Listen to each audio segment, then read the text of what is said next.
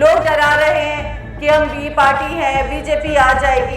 तो हमें पता है किस तरह से डराया जा रहा है। जैसे सांप से बचने के लिए हमें बोला जा रहा है कि बिच्छुओं में हाथ डाल दो, लेकिन फूलों को मत छूना।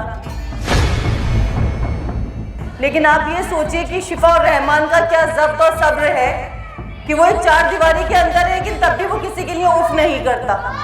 आज भी वो किसी से कोई शिकवा नहीं करता, कोई शिकायत नहीं करता। और इससे पहले क्या मेजॉरिटी मुस्लिम ने वोट देकर आम आदमी पार्टी को, कांग्रेस को नहीं जिताया? जो एक शिफा और रहमान का क्या हक नहीं बनता यहाँ से जीतने का? और उस इंसान का जिसने अपनी कौम के लिए इतनी बड़ी कुर्बानी दी है कि जब 5 फरवरी आएगी तो मदारी और बंदर किसके साथ आ रहा है ना, उनको पता चल जाएगा इंशाअल्लाह। तो बहुत बहुत शुक्रिया इस इज़्ज़त अफजाई का और हौसला अफजाई का।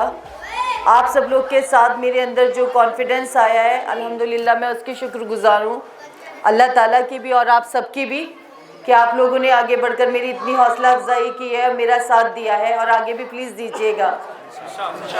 तारुफ तो जैसे कि मेरे भाई ने कहा, तारुफ तो बहुत हो गया है। मैं आपको एक छोटा सा किस्सा बताती हूँ।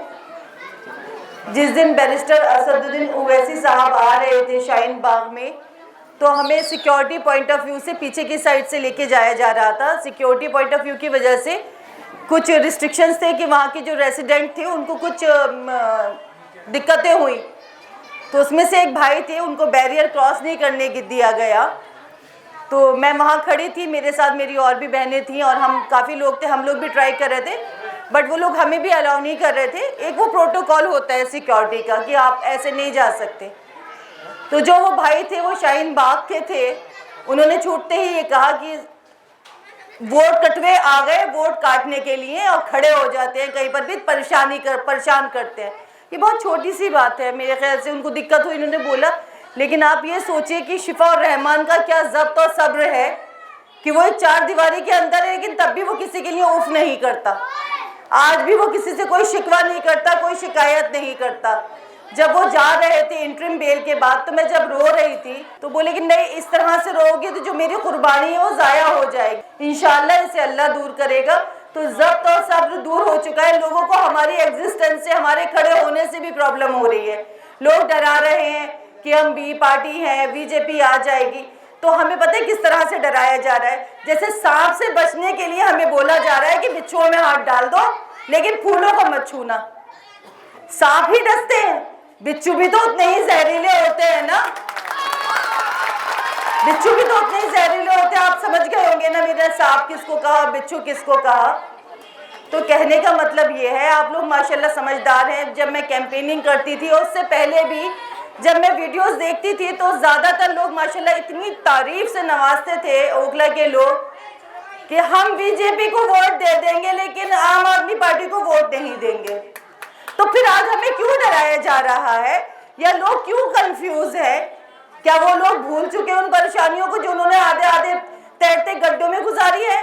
क्या अल्लाह ताला से दोबारा बरसात की चाहत कर रहा है कि बरसात हो, पानी भरे और फिर उन्हीं गड्ढों में हम नमाजी जो जाते हैं? हमारा सबसे बड़ा दीन क्या है? हमारा दीन है, मतलब हमारी पाकी हमारा दीन है।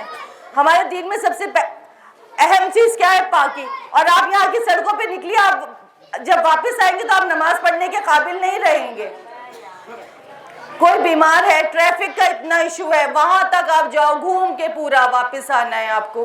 किस किस तरीके से हमें परेशान किया जा रहा है।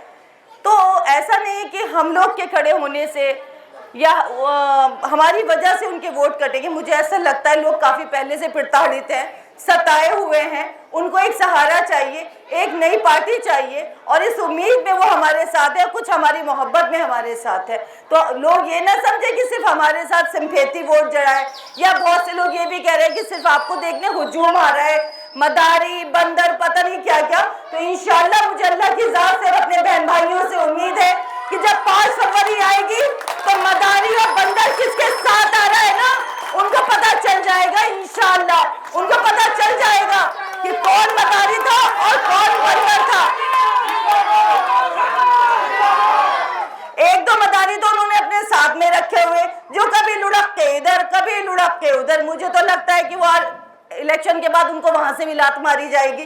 तो मैं उन भाई से भी कहना चाहूंगी कि थोड़ा तो सब्र रखो, शायद कहीं से इज्जत मिल जाए। आप किसी के सेंटिमेंट्स के साथ खेल रहे हो, आप फालतू की लफाजी कर रहे हो। अरे कहीं तो पॉइंट पे बोलो। लोग भी कंफ्यूज है, मीडिया भी कंफ्यूज है। ये क्या वो है, ट्विंस है, कभी इधर मिलता है कभी उधर मिलता है, ये ट्विंस है क्या? लोग हमसे और जुड़ रहे हैं, लोगों को और परेशानी हो रही है।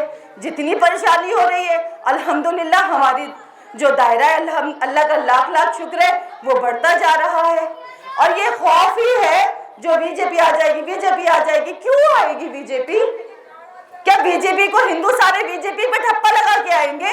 वो कांग्रेस को नहीं देंगे, वो आम आदमी पार्टी को नहीं देंगे, तो कैसे बीजेपी मेजॉरिटी से आ जाएगी? और इससे पहले क्या मेजॉरिटी मुस्लिम थे, वोट देकर आम आदमी पार्टी को, कांग्रेस को नहीं जिताया? जो एक शिफाक रहमान का क्या हक नहीं बनता यहाँ से जीतने का?